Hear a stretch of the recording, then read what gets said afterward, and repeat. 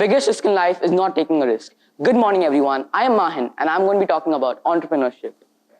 Table of contents. I'm going to be talking about what is entrepreneurship, economy balance, financing, and how to become an entrepreneur. What is an entrepreneurship? Entrepreneurship is the process of setting up a business. It is the creation or extraction of value. Let's say we have an idea.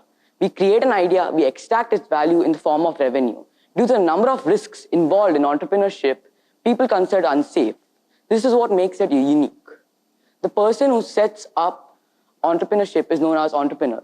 A person who makes money by starting or running a business, especially when it involves financial risk, is known as an entrepreneur. Economy balance. Entrepreneurship maintains economy balance.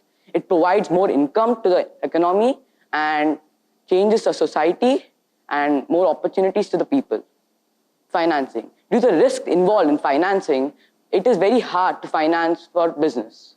But there are many solutions such as bootstrapping and other solutions such as crowdfunding, hedge funds, and venture capitalists.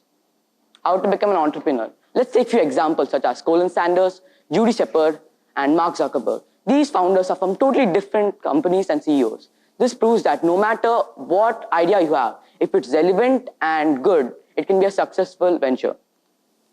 Timeline.